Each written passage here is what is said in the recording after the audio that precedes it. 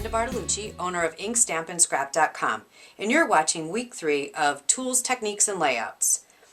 Today we're going to talk about the technique that I like to call Poppin Pastels with ink. I used it to make both this tree and this picture color vividly and look really great.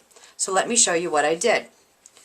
When you use this technique, first you need to use the stamp off technique in order to get a lighter version of your ink for you to start with. So I'm going to take my 2x2 piece of vanilla cardstock. I'm going to ink up my tree from Lovely as a Tree, and I'm going to stamp it off on my grid paper to get some of the ink off, and then I'm going to stamp it on my image. There we go.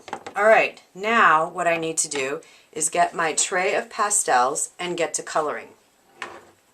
These are the pastel chalks that are available from Stampin' Up! Right now.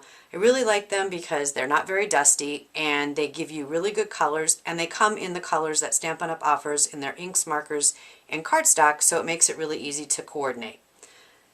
So for this tree, I'm going to make it a springier tree, so I'm going to color in greens. I'm going to use certainly celery, and I'm just going to color, in order to make this technique work, you're just going to color in blobs. So I'm going to put this a little bit closer here, and I'm going to just color big blobs of color.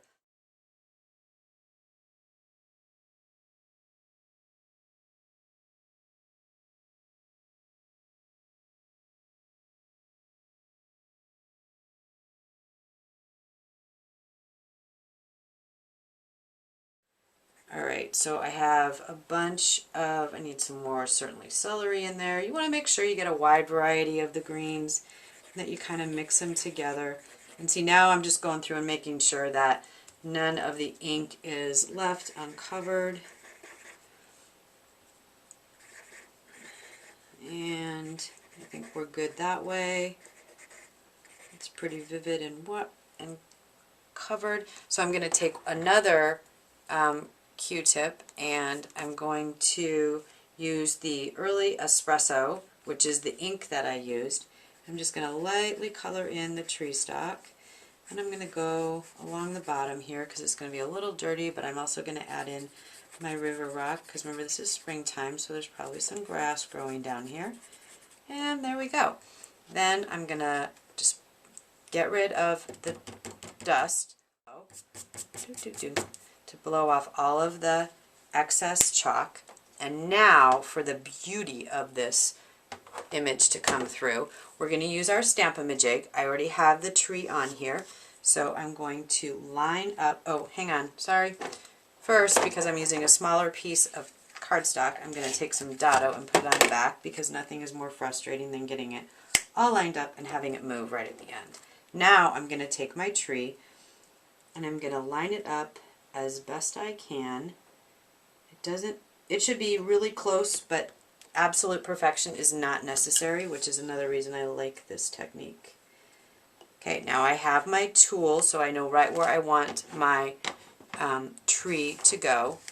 I'm going to take my Early Espresso ink pad, and I'm going to ink up my tree again, and I'm not going to stamp off this time. I want the full vivid color to come through.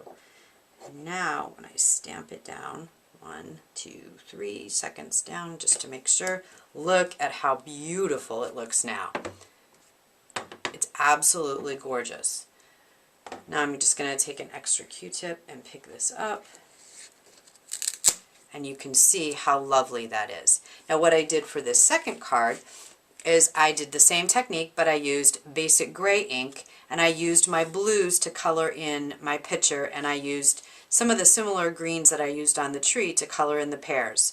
I stamped it off, then I stamped it again, and then the last thing I did after I added the pastels was stamp over it with lots of basic gray ink to really make that picture pop. So if you enjoyed this technique, I'm looking forward to showing you yet another one next week. Have a great day!